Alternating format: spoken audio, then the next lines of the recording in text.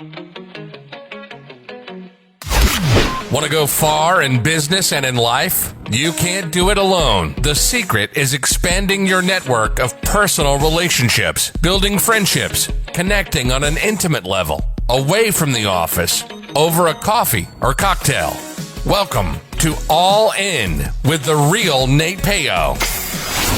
The show that asks what happens when you go all in and leverage the power of your network of personal relationships. Hello and welcome to the All In podcast with Nate Payo. I am your host, Nate Payo. Today I'm joined by Sam Morris, the CEO and founder of the Unbreakable Man Project. How are you doing, Sam? I'm good, Nate. Thanks for having me. Yeah, thanks for coming on. So Sam and I connected via LinkedIn, and I came across his profile talking about really slaying mental health for men, or teaching men to slay mental health. Mental dragons. Sorry, I kind of messed that up. But what intrigued me about it is two things. One is I've been in this place where I've been sober curious about what that looks like, not drinking. And people, when I started being sober, I started talking a little bit about it, and people were coming up to me saying, hey, I'm in the same boat as you. I don't necessarily have this rock bottom relationship with alcohol, but I feel like it's consuming me a little bit. And over the course of like those conversations, I was kind of like, hey, there needs to be more attention brought up that if you have an inappropriate relationship with alcohol, that you can bring light, you can talk about it, you don't have to suffer in silence. But also along the way, I think partly the alcohol use I was doing and other things had led to some depression and anxiety that I wasn't sure how to deal with, especially as a man, because we're taught, as a young age, like there's some dirt on it, don't cry, just tough it up, be a man about things. So when we face mental health challenges, we don't always know where to go seek out help. We don't know what to do about it, and we kind of ignore it or push it down. So I think that's something that I've also been struggling with, was kind of like dealing with it. And I think it just needs to be brought more to the forefront that you shouldn't have to suffer in silence, because one, you shouldn't have to suffer. You should be able to go out and find some help. But two, when you bring a voice to your own personal story, it's making others realize that they're not alone, that they too can reach out and find somebody to talk to, connect to, and that when you're more vocal about it, you're more authentic about it. It's really an example set that others can reach out and find some help too. So thanks for again for coming on the show, Sam. I hope I got our introduction correct there. I think we're good. Yeah. Thanks for having me. Well, yeah. So the Unbreakable Man Project, what led you to found that? What's kind of the story behind it? What are you looking to help people do? Well, so how I came about it. So when I was drinking, when I was an alcoholic, full-blown alcoholic, to say reckless would be a vast understatement. I had experienced everything from, I was arrested 15 times. I fell off a balcony 35 feet. Ooh. Got hit by a car on my bike one time. I survived cancer twice. There was like other little things, like I broke my elbow, hit my head, like all these things. And around the same time, I saw the movie Unbreakable with Bruce Willis and Samuel L. Jackson, and I took on kind of the character of being unbreakable. I walked away from all these terrible physical injuries. So it was a really physical, really reckless approach that I had to this unbreakable, this word unbreakable. And I would say, like, I'm unbreakable, and so as I got sober, it turned into much more of an intangible kind of mental health thing about the human spirit and the human will. And so, when I got sober in 2012 was my last drink, I had to look at a lot of things, social anxiety being the first one that popped up for me. And that was social anxiety was a huge reason why I would continue to drink and continue to relapse. I just had this fear of social situations, and that lubricant provided me a way out. So that was the first kind of domino to fall for me as far as overcoming my drinking, was social anxiety. And then a few years after that, depression kicked in. So I removed the alcohol layer, which was a problem. I removed the social anxiety layer, which was a big problem. And then I got down to the bottom layer of it all, which was depression. And it wasn't the first time of my depression. It was my first time sober, though. And I thought, I had this idea in my head that, once I got sober, it was going to be all puppies and rainbows, and it just wasn't. I was, it was 2017, so I was probably a good 4 years sober, solid 4 years sober, and I had a great job, personal training in San Francisco, living in a great city, great girlfriend, great job, making a lot of money, and I fell into it. I fell into the depression, and I just couldn't figure out what was wrong. I blamed it on the weather. I blamed it on the city. I blamed it on a lot of things except for the fact that I was just depressed. And so walking through all this, I looked back and I still had this kind of internal dialogue about, the unbreakable and being really super resilient and relentless. And as I went from personal training to life coaching, and I started off in sobriety coaching, and then it morphed into helping guys overcome mental illness. And I realized that what it really takes is an unbreakable will, an unbreakable spirit. And that I had that all along. Growing up, I was really sick with severe asthma and really, really extensive food allergies. So that contributed a lot to my social anxiety. But just looking back, I had a lot of examples of, yes, the physical resilience, but I also had a lot of examples of just being a resilient person. And so I'm not saying I'm some sort of superhero or some sort of, just unbreakable man. It's more of a less physical, more internal conversation, way of being that just is like, we all have this unbreakable spirit in us. Everyone says, I feel so broken. And I'm just like, you're never broken. There are bends, like we do bend, but we never truly break. And so when people can kind of realize that there is this unbreakable spirit inside of them, it just gets overlooked. And so when I moved out of the personal training into the life coaching, I just said that I wanted to help every man that I can find the unbreakable spirit, overcome the depression, slay the mental dragons, however you want to say it, and just be in that the state of an unbreakable man, which is to say that they are unwavering and solid and, masculine and feminine and all the things that go into being a man and creating space in the world for men to do that went into founding the Unbreakable Man Project. So you're pretty vocal about your dealing with depression personally and your personal story. Mm-hmm. Is that something that other men relate to and they reach out to you? Or like, what do most people come to you with, like saying, hey, I need some help and advice and I'm not sure where to begin? Yeah, it's, depression is a funny thing because it's one of those, it's a scary word. It's a big word. There's a bit of defeat in saying I'm depressed. And so as men, it's really hard, and as women too, but as men, like we have this thing in us that's built from, we're about the same age. So our generation came from a generation before it of pull yourself up by your bootstraps, throw some dirt on it, as you said. And so to say that, and even for me to say I'm an alcoholic, is there's a surrender in there and there's a defeat in there. But it's one of those things that like you have to let go of the stigma around it. You have to, like when I thought alcoholic, I thought guy living under a bridge with a shopping cart. Mm-hmm. And that was my idea of an alcoholic. It wasn't some guy that had a good commercial real estate broker job, living in an apartment in Miami. Like all these things that I had didn't line up with my idea of alcoholic. And so until I could admit that I had this alcoholism going on, there's no recovering from it. So with men and depression, it comes down to like it's viewed as a huge weakness. It's a stigma out there.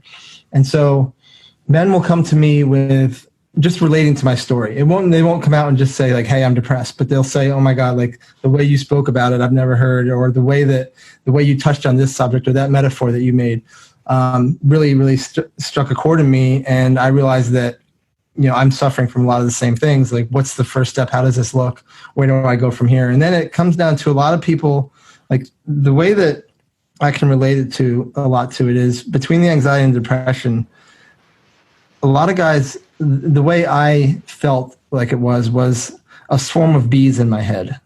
It was just nonsense and obsessive thinking and buzzing and just a constant, there's no escape from it. Mm-hmm. And so that's a really big thing for a lot of guys is that they feel that weight and that buzz in their head constantly and then the first thing I always work on is just getting that, I kind of just like take the top off and just release the bees. Mm-hmm. And so that's a huge thing that guys will come to me. It's just, and again, it's not the depression so much, like until they remove all the noise, then you can really look at like what's going on. Yeah, I've personally felt that when I feel like anxiety or a depression set in, like it'll feel to me, it feels very much like I'm being compressed, and it feels a little bit like I'm being, in a sense, a little bit painful. But then I'll start having thoughts in my head that the rational part of me goes, those are like thoughts that like you shouldn't have, and if you brought them up, people might lock you up or something like that. But then I've started becoming a bit more conscious about it. Like, oh shit, those thoughts that are in my head, like I know something's up. I'm either like out of whack a little bit chemically, or I'm not sleeping good, or something's causing me to feel this way. And I could maybe make some corrections to it. But like you said, once you start kind of like releasing the top and start looking for help and finding out like what are your whys, why do you feel this way, you start asking yourself some of those questions, you're able to kind of start, even it out a little bit, so you're not in this like super pressure. Because sometimes I went to the therapist for a while, and I would be in this depressed state, and I'd say, okay, I want to go to an appointment, but they can't see you for 3 weeks. And then by the time like the third week comes and you go, I got my appointment, like, I don't even feel that way anymore. Like, why do I want to go? Like, I'm not going to go. Like, screw it. I'm kind of busy and whatever, I don't need to do it. So that it's kind of been this revolving cycle for a lot of years of my life where I would go seek out some help, go for a bit, stop going. And then a lot of it had to do with how often, how much I was drinking. And like, I could numb it, self-medicate with some alcohol, take a break for a while. But every time I also started self-medicating, I think the alcohol would trigger more depression, and maybe I'd numb it for like this brief period of time, but it would come in the middle of the night, or it'd come in the morning, come in the day, and it just would constantly build up. So I think that's a really good way to describe it, the bees in the head, and I hadn't heard it before that way. So yeah, it's another thing that is, like you say, the revolving door. I run into that a lot with a lot of my clients. Is there's a couple things. It's either been like a low level buzz for many, many years, or it comes in serious, huge waves where they're good, and then 3 or 4, maybe 5 years will go by, and they'll have another 6 month or a year bout with depression. And it's because, like you said, like you call up a therapist, be like, hey, I'm freaking out. I need to get in. Can't get in for 3 weeks. So what are you going to do in those 3 weeks? You're going to treat the symptoms. You're either going to drink through it, do drugs through it, have sex through it, shop through it, something to do to just like relieve the pressure a little bit. When in reality, what it really takes is a consistent approach to get past when it all started. Because once you get into that spin cycle of the cycle of depression, every time the depression comes back, it might look a little different, but I bet you the basic templates or the basic pillars of it are the same. Like it's either the same trigger or the same experience or the same duration or the same. There's similarities in all the cycles of it. And until we can get past treating the symptoms and get into treating the root cause, it's going to keep coming back around. And that's the way it was for me. Like until I got to the root story of why I kept falling prey to heartbreak and depression, it kept going and going and going until you break the cycle. Is depression something that can be cured, or is it just something you just become better accustomed to managing and controlling or adjusting to life with? Cured is a very strong word.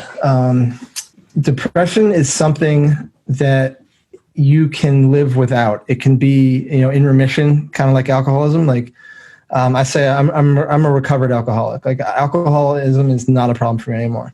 That being said, if I stop addressing my alcoholism, if I stop doing things daily to combat that, it will sure as shit come back. Depression, anxiety are the same way.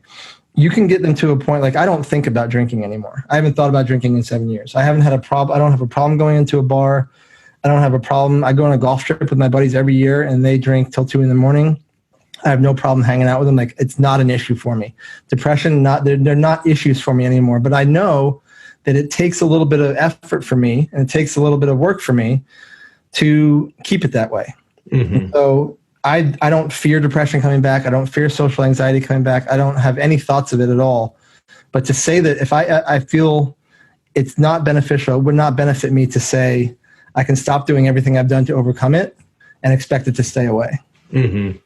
Yeah, I'd agree with that. When I've stopped drinking, a lot of stuff will come into my mind of like an idea or like for example, like a beer with a hamburger or wine with a glass of pizza, or like you said, you're going to a certain event and there's going to be alcohol there, and that's one that you go, geez, I'm going to go this thing. And the industry I'm in is construction. There's tons of networking events. I mean, obviously not right now with everything going on, but in the past there always was. There's always an open bar, and there's this idea of like you're going to grab a drink, you're going to go to the bar, you can get a drink, you'll walk around with the drink, you might have two, you might have three. And a lot of times I'd go like, hey, I'm going to go this one, and I'm just going to have one or two. And then next thing I know, like I'm the last one at the bar with everybody. And I'm like, geez, I never got into like, well, I can't say never because I have had a DUI, but I didn't ever feel like I hit this rock bottom place where like I was destitute, couldn't show up for work on the next day, was like losing relationships and jobs, and people found me passed up my yard, which a lot of people identify, oh, like, that's an alcoholic. But I was like definitely consuming more than I wanted to. And I was wanting it. Like if I did it today, I'd want it tomorrow, and I'd want it the next day. So I started kind of realizing like, hey, I need to make better decisions. And then when I would eliminate it from my life, I'd be like, I feel so much better. Yeah. But there would be like one little event would be like, okay, I'll just gonna have a beer at this event, and then boom, right back to the same bad habits, and then the depression would kick in. So I think it's hard for a lot of people. They don't really want to admit that they, like you said, you don't identify with being an alcoholic, so you don't want to go reach out and make that choice to like, hey, I should quit drinking, even though it makes you feel better when you stop, and it kind of helps with some of the depression triggers that you feel.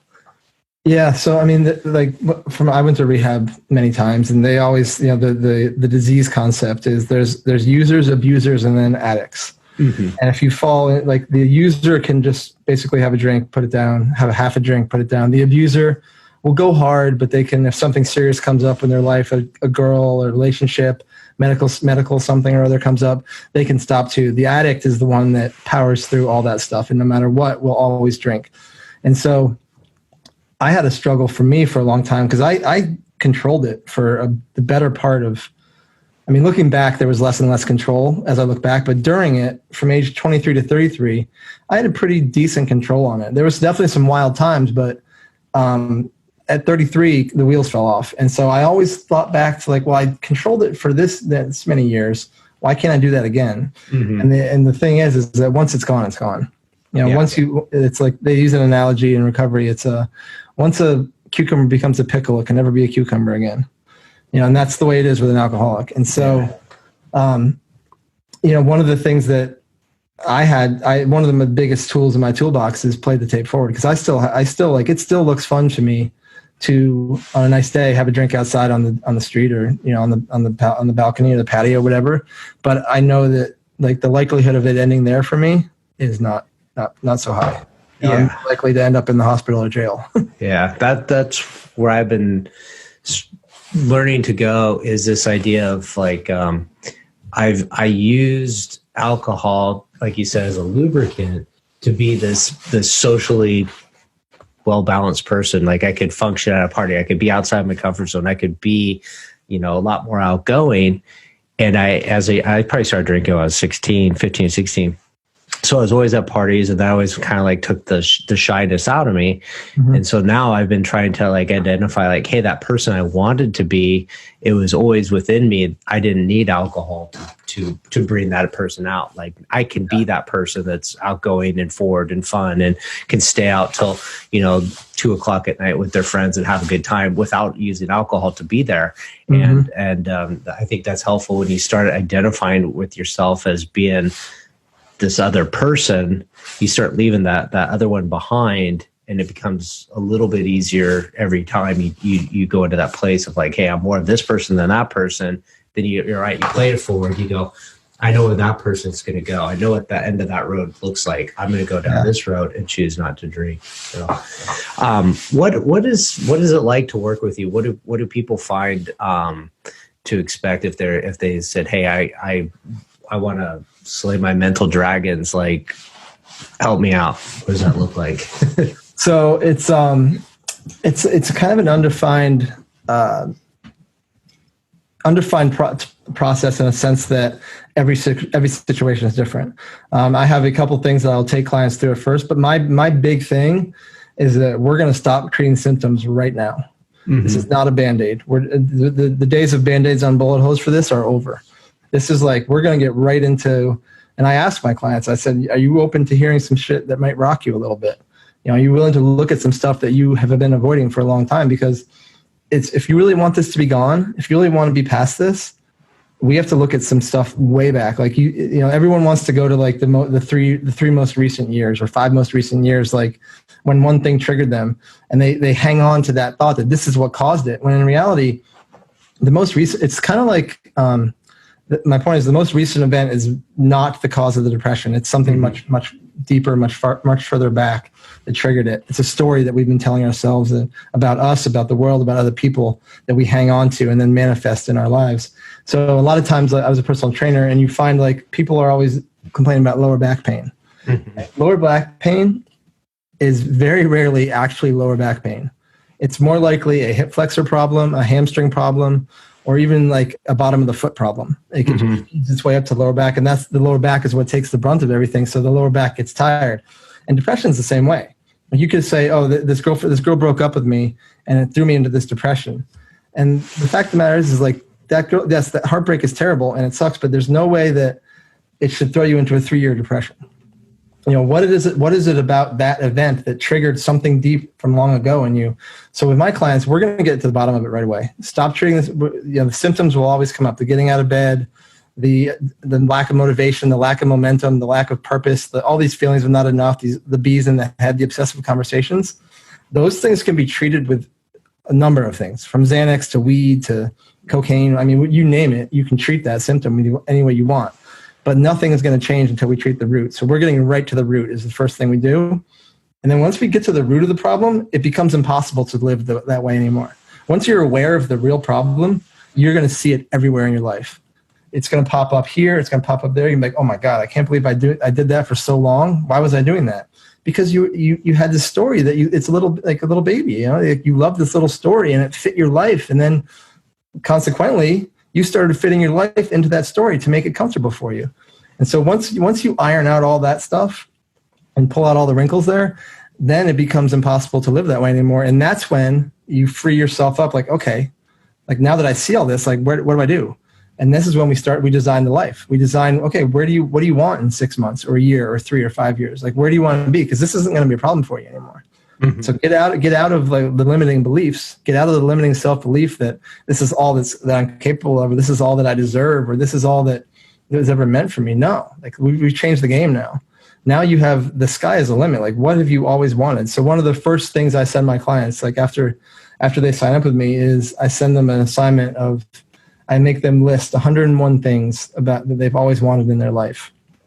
And it's, and I'm like, this goes literally anything. And I tell them, I'm not even, you're going to send this to me, but I'm not going to look at it until we're at least 6 weeks into the program, because basically what I want you to do is just think outside your little box for a little bit. Mm-hmm.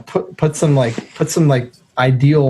the ideal frame on it, and just go into like what has always been on the back of your mind. And so then we get in, then it gives them a little motivation, and then we start building the ideal life one routine at a time, one habit at a time, one day at a time. We just start doing things, nothing big, no huge, divergence from path they're already on, because that sets up expectations and failures. So it's basically building a bridge across a raging river, right? So they're on one side of the river, their ideal life is on the other. Let's build the bridge. And then the third phase is basically it's freedom. It's like, how do we live this life in a free way that it's not like me? Like, how do I live a life that as someone that battled depression 3 times, alcoholism for 15 years, social anxiety for 40 years? Mm-hmm. How do you live now free of all that stuff? And that's when we implement all the tools. I have a few methods, a few things I developed to combat the daily stuff. Yeah. I think getting that first step forward is probably the most challenging for most men. what would a question be that somebody should ask themselves and say, is this right for me? Do I have a problem, or how do you know, like, somebody once told me, like, if you're questioning your relationship with alcohol, like, most people that don't have a problem with alcohol don't question their relationship with alcohol. So, like, how do you know mentally, like, am I depressed, or am I just kind of like just not having a good day? Like, how do I know the difference? And really, should I be seeking out some help and sort of ask the questions like, could my life be better, or is it just a moment in time?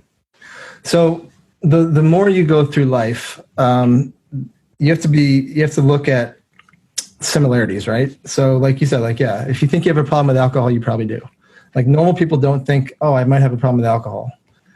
So people that don't have the mental illness will like a bad day, for example, even for me, years recovered from the depression, years recovered from the anxiety. Like, when I have a bad day, it's going to hit me a little differently than everyone has bad days. Mm-hmm. But the people that don't have the depressive tendencies, or the social anxiety, or just the generalized anxiety, they just move on, and they say, okay, it's just one of those days, like, no big deal.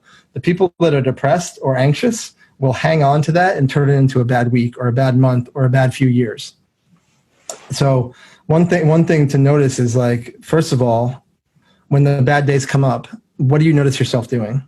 Do you notice yourself running, drinking, shopping, hopping on Tinder? Like, what do you find yourself doing when these things come up? Are you able to sit with it? Second of all, what's the duration and the severity of it? Like, how deep do you go and how long does it last? And then the third thing would be, like, how does this look like a previous time in my life? Like, because I guarantee you, if you're over the age of 25, you've felt the same thing a couple times. If you're in that boat, it's not the first time that you felt something. Like, it's hard. I mean, as a teenager and stuff, like, as we're growing and evolving, like, we learn things. But once you get to the age of about 25 or 30, you can look at repetitive things, like I call them the always outcomes. Like, how does this always turn out for me? A relationship always ends in heartbreak. A job always ends in me quitting. A job, whatever it is. Like, you can look at similarities in a lot of events. So the first thing that I would say to someone that thinks they might be struggling with mental illness is to look at, one is, like, how long do you sit in that bad day? And second of all, what is your immediate reaction to that bad day? Is it immediately to escape, or is it, this is just a bad day? Yeah. I have two last questions for you, but the one I'm interested to know is, you talked about a lot of bad choices, a lot of challenges, like times in your life where other people might have died, or you might have killed yourself. Like, you fell off a building and you survived that, and you made a lot of poor choices drinking alcohol. Do you think in some way that, like, because, like, you're to this point in life where you went through those things, where it could have very, very easily been a life-ending event for yourself or for somebody else, or massively hurt somebody, but because that didn't happen, that you're actually called, like, you're called to be out of that life and say, hey, look, you're destined for bigger things. You're destined to have more of an impact on people's lives. So, like, it's time to quit messing around and take your talents and use them for what you're called to do. Yeah, that's one thing that became clear to me when I finally stopped drinking. When I stopped drinking, it was the end of a 2-month bender. I had been in jail for 7 nights. I lost my dog. I went to the hospital 4 times. DUI. It was just like a drug dealer broke into my house, and it was 4 a.m. and I just said, I'm done. Like, this is the end for me. And then from there, I started, like, acting from a place of purpose. I felt one, like I was starting over, which was hard.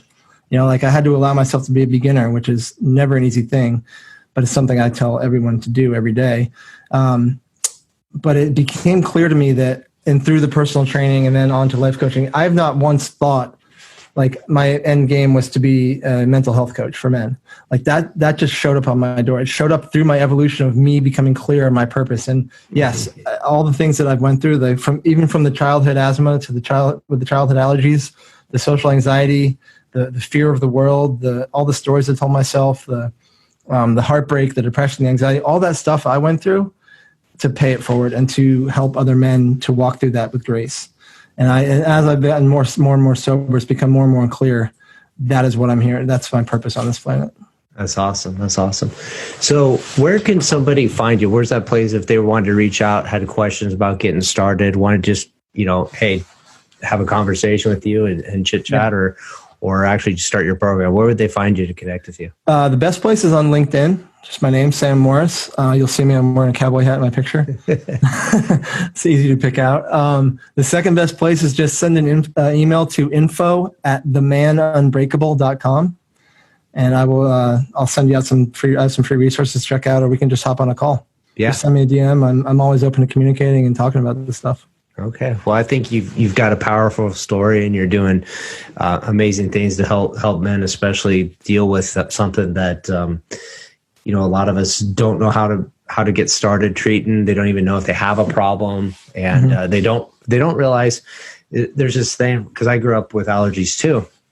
Is sometimes you just think that that's normal. It should feel this way to be normal. And then when you start treating your allergies and you go, oh my God, this is what it's supposed to feel like to breathe normally, to not have to be wheezing, to be able to run a little ways without catching your breath. You're like, this is what it should feel like. And I think when you start getting in that place where you're dealing with your alcohol or dealing with your depression, you start feeling like, wow, this is what life should feel like, and it makes you want to chase that more. So I think your message is important to get out there. I think more people need to hear it, and it shouldn't be this kind of got this thing going on now in my head where it's like Alcoholics Anonymous shouldn't be as anonymous as it used to be. It should be a little bit more forefront that like says, hey, we all deal with our own issues, and it shouldn't be as a secret that we're treating it, and it should be something we shy away from because we don't want to admit that we might have a problem that we can't handle on our own. Yeah, I think, the thing about Alcoholics Anonymous, it's for the other people. It's not for the person. Like with my recovery, I've been pretty open with it always, but it's really about, other people might not be so much, so the anonymous stuff is not, it's about the other person more so than it is the actual person. Everyone that I know is pretty much open about their recovery. If you knew me from 1990 to 2012, you knew I was an alcoholic. So if you know me now, you know that I was one and I'm not anymore. So I think that like anybody that can be open about it, it's just sharing the message. It's experience, strength, and hope, and it proves that it can be done. Yeah. And then you said it so well with like knowing what 100% really is. Like I had the same thing. Dairy was one thing for me. I ate it until I was 35, and I just loved milk and ice cream. And so then I stopped eating it, and my lung capacity went up, and I felt better. And I was like, "This is what normal is," So, it's a great metaphor with it, comparing that to alcohol, because it's so true. Once you clear the way, it's amazing what the possibilities are. Fantastic, awesome. Well, again, thank you so much for coming on my show, and we'll get the word out and try to help as many people as we can here. Awesome, man. Thank you so much for having me. It's been a pleasure. Thank you. Make sure to visit our website, therealnatepeo.com, where you can subscribe to the show on iTunes, so you'll never miss an episode of All In. While you're at it, if you found value, we'd appreciate a rating on iTunes, or if simply tell 2 friends about the show. Looking to connect? You can find Nate Peo on LinkedIn or Instagram.